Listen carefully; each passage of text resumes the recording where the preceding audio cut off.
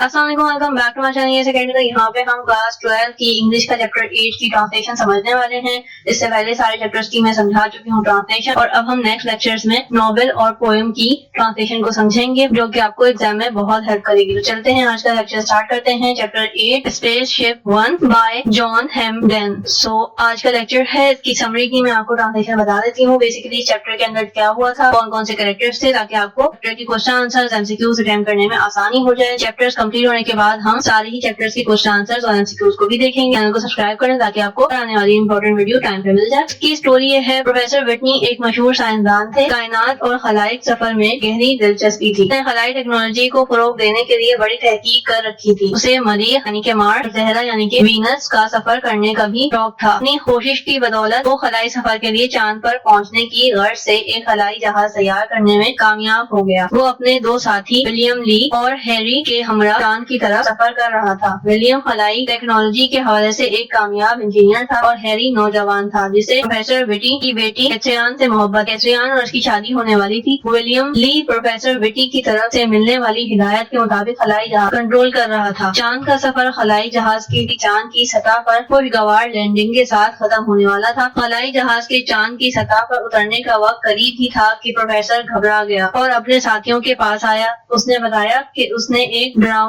ख्वाब देखा है कि जमीन पर जंग हो चुकी है। प्रोफेसर विटी और हैरी दोनों पहले ही से कैथरिन के बारे में फिक्रमंद थे। उन्होंने पहले कैथरिन से टेलीफोन के जरिए राब्ता करने की भी कोशिश की, लेकिन टेलीफोनिक राब्ता मुमकिन हुआ, न ही टेलीविजन स्क्रीन पर किसी किस्म का कोई इशारा मौसूल हुआ। प्रोफेसर विटी के खौफनाक ख्वाब के बारे में सुनकर वो तीनों मजीद परेशान हो गए। उन्होंने जमीन पर कैथरिन से राब्ता के लिए एक मरतबा फिर कोशिश की, लेकिन वो कामयाब न हुए। खलाई जहाज के जरिए चांद पर पहुंचने का सफर तकरीबन खत्म हो चुका था और कामयाब रहा। वो चांद की सतह पर उतरने ही वाले थे कि अचानक रेडियो के जरिए कैथरिन की आवाज आई। उसने बताया कि जंग हकीकत में शुरू हो चुकी थी। दुश्मनों ने इंग्लैंड पर हमला कर दिया था और लंदन बमबारी जारी थी। उसने मजीद बताया कि इसकी माँ यानी प्रोफेसर विटी की बीवी उस खौफनाक हमले के दौरान हलाक हो गई। वो खुद इसलिए जिंदा बच गई थी कि इसने इमारत के सबसे ऊपर एक कमरे में पनाह ले ली थी। उसने खौफनाक धार किया। दुश्मन के फौजी, जो कि पहले ही इमारत में घुस चुके थे, बहुत जल्द खून निकालेंगे। ये सुनकर हैरी कैथरिन के बारे में सोचकर गम की शिद्दत से निढाल हो गया। कैथरिन ने अपने बाप की अजीम कामयाबी पर बहुत खुशी का इजहार किया और तजवीज